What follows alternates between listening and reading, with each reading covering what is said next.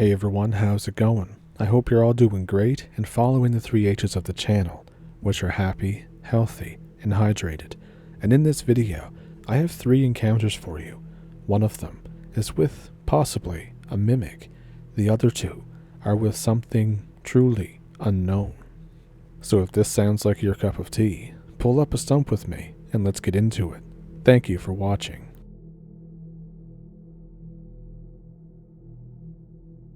I haven't had any experiences recently, but I did have one a little over a decade ago. I had just turned 20 years old. I went camping with friends. This was the night before I was supposed to leave for boot camp. We hiked about 1.5 miles into the woods to our normal spot on the sandbar of the Carbon River. We get to our normal spot and we find 2 really nice guys, who I'm pretty sure were potheads, at our fire pit. As we got closer, we could definitely smell that they were indeed potheads. They said that they were leaving after the next bowl, and they would even keep the fire going for us. Our group consists of myself, Alex, Brandon, and my friend Chris, ironically A, B, and C. And Brandon also had brought his dog too. So we set up our tent, we get out the food, and we give a couple of hot dogs to the potheads as they leave. This is about 4 p.m. or so. We keep the fire going and chill out by there, swatting away mosquitoes, telling jokes, and just doing guy stuff. 8 p.m. rolls around, and we can start to smell something. This has nothing to do with the potheads. It's something else, something really putrid. We decide that we should look around the sandbar for what it could be, because we don't want to be smelling this all night. Brandon's dog starts sniffing at what looks like a stick that's pointing at the ground. We go over to this, what we thought was a stick, and being the dumbass I am, I yank on it before even looking at what it might be. It turns out it was a dog that was buried, and its leg was sticking out of the ground. I immediately yelled. All of us were kind of flipping out. We figure it must have been buried recently, because it wasn't decomposed too much. Immediately, I felt awful. We talked about how somebody buried their poor dog out here, and we accidentally brought it up out of the ground. So I take the time to rebury it, and bury it much deeper this time.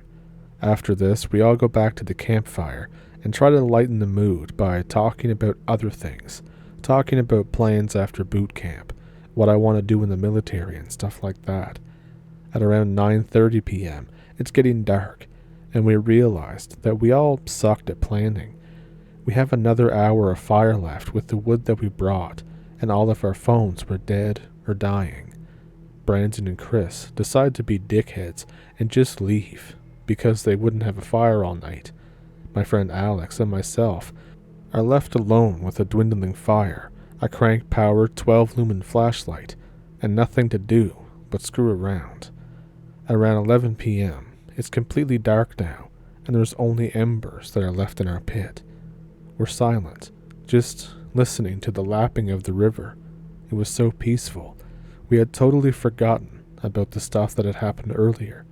We felt safe, seeing another fire going about 1 mile upstream. And then we hear something. It sounds like a rustling in the bush that's hanging over the river to our island. Now for some info, where we are is the end of the dirt road. After us, there's only forest. We decide that we're going to check it out. We feel invincible because we have our guns with us. We were walking, and we could barely see anything because we had no red lanterns, and we're also out in the woods at night, and all we have is what battery that's left and the hand crank flashlight. So there's something going on in the woods that's down nearby where we found the dog a few hours earlier. As we're walking through the woods on this small little game trail, we hear something hauling ass, but we can't tell if it's coming toward us or if it's leaving in the other direction. We walk in a few more feet, and then I manage to crank the flashlight just enough to get a dim outline of something in the trees. It's tall. It had inverse knees like a cat, and it looked to be a very dark gray color that was almost black that I could barely see. And I don't know if it was the shadows that made it all that more terrifying, but the head and face looked just awful. 2 black holes for eyes, and that gray skin that looks stretched over the frame. It's a bad analogy, but the only thing I can compare it to is if you've ever played Dark Souls, a hollow from that game. We scream and immediately open fire. I don't even know if we got chances to aim properly. But then this thing screamed back, and I swear it almost blew my eardrum. We turn and run like never before to this small mountain in the middle of the village. There was only a chapel there. We ran so hard and so long that it was the only place that we could think of to go. It's always open, even though it's nighttime, and there was no one there because our village is that small. We entered and locked the doors. I finally had enough phone service. I called the police. While I was speaking with the police, they told me that the closest officer was 20 minutes away, and it would be that long until they could get here. I just said, "Please come soon as you can," and hung up the phone. The screams started again outside of the chapel, only closer. We could hear the dogs begin to howl at some nearby farms, and they were really getting into it. We can hear the thing outside trying to push on the door. We run up and stand against it, crying, still out of breath. At some point, it must have left, because we begin hearing yelling. We begin hearing people from the village. About 30 people show up, wondering who's inside the chapel. We open the doors and let them in. We tell them our story through tears. Some of them believe us, some don't. And when the police arrived, we were told that we were wasting their time and that we were being pranksters. We of course did not go out again that night, and in fact, we just stayed in the chapel the whole night because we were too scared, even though they all thought we were lying. But what we saw was not an animal, and I really feel like it was planning in attacking us. I even have to wonder if it was the one that buried the dog. You could just sense the evil coming off of it. Given that I've had 0 experiences of any kind in the last 10 years, I've been more open about telling it because I'm really looking for an explanation about what it could have been. What the hell was it? If you want to hear about mimics, I can tell you about mimics. Some background information that you need to know first. This takes place when I was 14 years old, and my grandfather, on my mother's side, was dating a woman who, though not my grandmother by blood, was still referred to as Grandma by me. And as a matter of convenience, I'll just refer to her as grandmother throughout this, or Grandma. My house was small. The windows do not open wide enough for someone to crawl through, and the doors make a distinctive sound when opened and closed. There are 2 floors, the bottom having 2 rooms, the kitchen and the living room, and the top having 3 rooms, my bedroom, my parents' bedroom, and a bathroom. All of these rooms were connected by a small hallway. The stairs connected the kitchen and the hallway. My mom and dad had gone out for the day, leaving me alone in the house. The doors were locked and the windows closed. I was in my bedroom, door closed, watching TV. At around 1 p.m., I began to hear odd creaks in the house. Not like doors were opening, but more like the kinds of creak that one would normally hear in a large house in the middle of the night. Definitely not something that I had ever heard in our house. So, I go and look outside my room. Nothing is out of the ordinary. I go back to watching TV. Throughout the day, I kept hearing these creaking noises, but each time I checked, there was nothing there. Rationally, I assumed it just must be the house, and I eventually just ignored them. This was until I eventually had to go to the toilet. At about 5 p.m., I went along the hallway. Nothing seemed out of the ordinary. Because there was no one else in the house, I decided to just leave the door open. So I do my business, but I get rather engrossed in a book, so I just sit there on the toilet, reading. While my nose was in my book, I hear the bathroom door slam shut.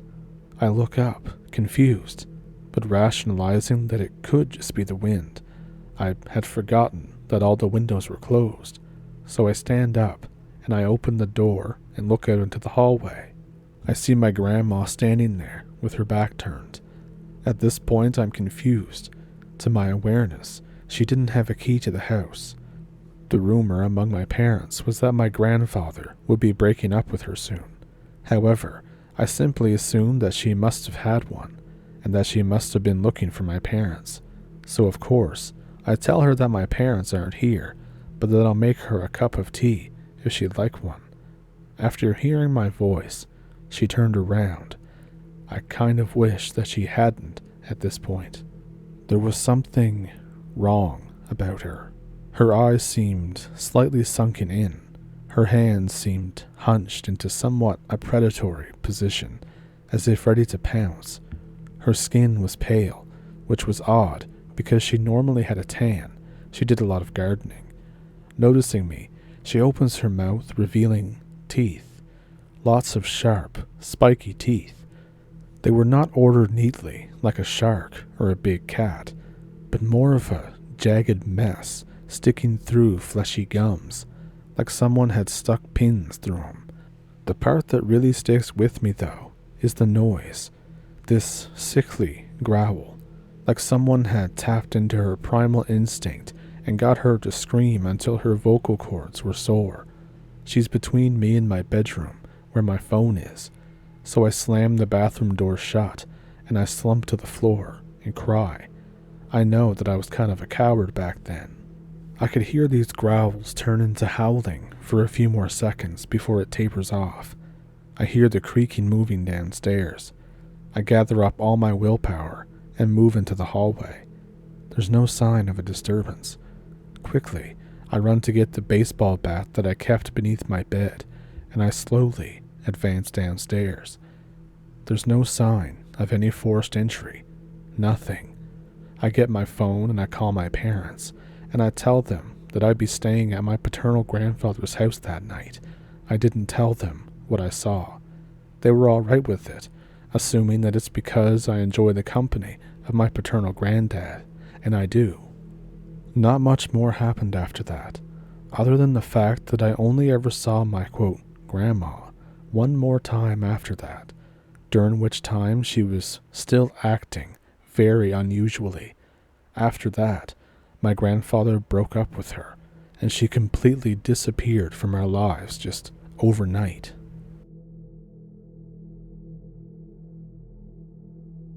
My family owned this, quote, house in the Upper Peninsula of Michigan. It was on the island that was cut off by the river past Houghton, if anyone knows the area. The house is super old, really small, but maybe could be worth a lot since it's near Lake Superior. Me and my dad used to go camping up near there all the time. There were some paths that would lead off into clearings. It was a very nice area overall, not very populated, not very cleared out.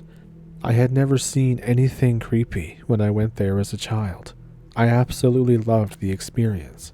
So all this happened when I was 20 years old.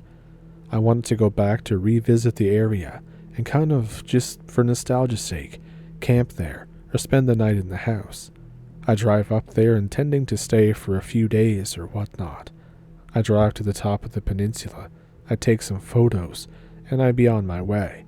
Eventually I get to the house, I unpack the stuff from my car, and I hop in bed. I wake up later that night, unable to sleep, and I decide to get something to drink and walk around outside. So I go outside with my Coke and I walk around the house. It's a super clear night. You can see tons of stars. Eventually, I walk down to the lake and I sit in the sand for maybe half an hour, just watching. I walk back up and I walk down the road to the path in the forest. I get hit with a lot of nostalgia. I decide that I will pitch a tent in the old spot tomorrow night and camp for a while, and maybe go fishing in one of the smaller lakes. I walk home. I eventually drift off to sleep. In the morning, I fill a backpack with all the necessary stuff: food, fishing pole, bait, clothes, no gun because I didn't expect anything to happen, and no phone or camera. I had no service anyways, and I didn't think that I would see anything interesting. So I hike out, which is a short hike, only 15 minutes away in the afternoon. I set up a tent, and I walk around the area, revisiting memories and all that stuff. I eat the dinner that I brought with me. I walk down to the smaller lake at sunset. While looking out over the water, it seems like it's dried up a little bit, and it would probably be too small to find any good fish in.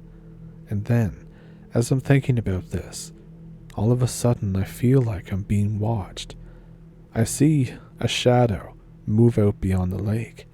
I figure that it was just some animal of some kind, hopefully not a bear. I didn't bring anything for that. I dismissed the feeling as nerves, since I normally camp with a bunch of friends. So fast forward from then until the middle of the night. I wake up, not because of sleeplessness this time, but because I heard something. It sounded like an animal walking around outside. I immediately thought of a bear, just like earlier, and kind of freaked out. As I listen closer, whatever it is moving quickly and lightly. I figure it's probably a raccoon then, and I laugh it off. And I must have been more nervous than I thought, because I laughed out loud. It must have sounded really nervous too. The moment I did, all the movement stops immediately. I was still fairly sure at this point that it was a small animal, but I was still really nervous. And there was still no sound.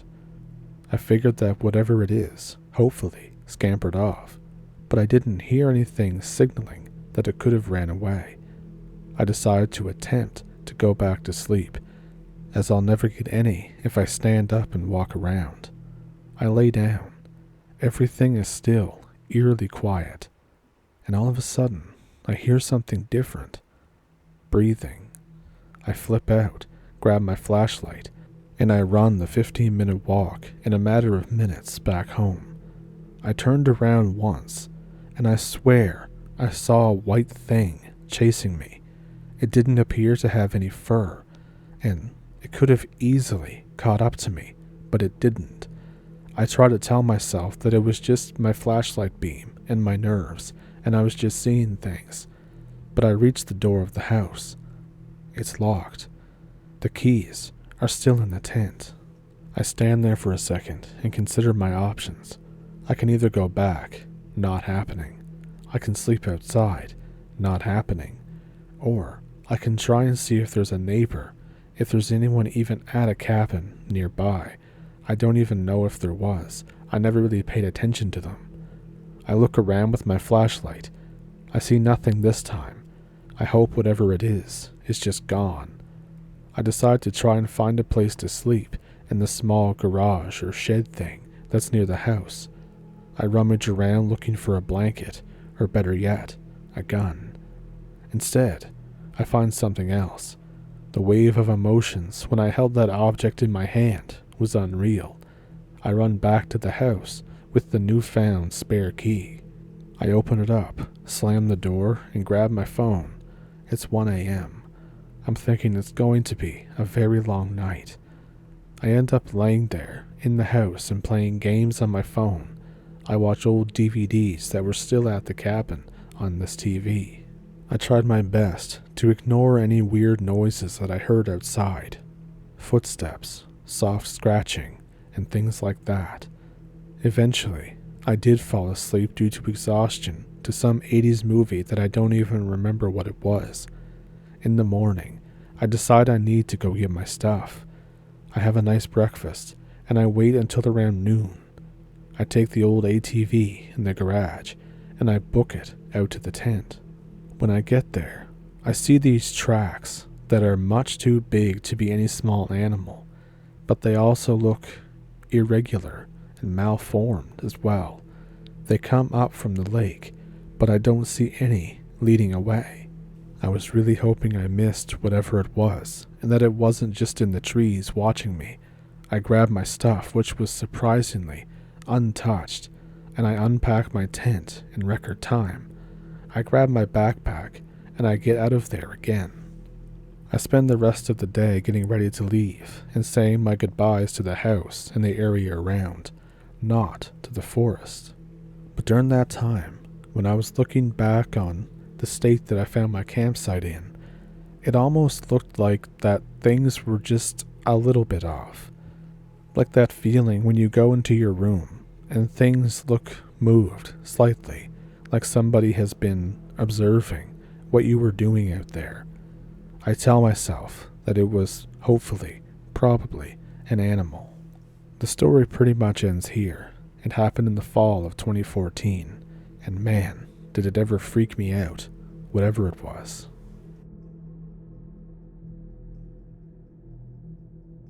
So those encounters were truly bizarre, I think. Do you think that what he encountered as his grandmother was actually a mimic, or do you think it was something else entirely? Let me know down in the comments. Not only that, what do you think was encountered in the other two? Because I have no idea. So of course, I'm always ready to hear your thoughts and opinions down below. And if you enjoyed the video, I hope you'll take the time to like and subscribe if you haven't already. And if you would like to support the channel a little bit more, there's memberships, there's super thanks, there's a Patreon and a PayPal and all that great stuff. And there's a new hype feature that really helps the channel, and I notice it too. So I'm really grateful for everybody who's been doing that. It really does mean a lot. And if you have any ideas for anything I should do for maybe around Halloween, I would like to hear them. I have a few ideas. There's been some stories that people have sent in that I've been kind of sitting on for kind of around Halloween. I keep saying that I would like to go somewhere and do some kind of live stream or something like that, but then the issue is that the cell service where I live can really go from full bars to nothing within about half a kilometer. So I'd have to find some way to get around that.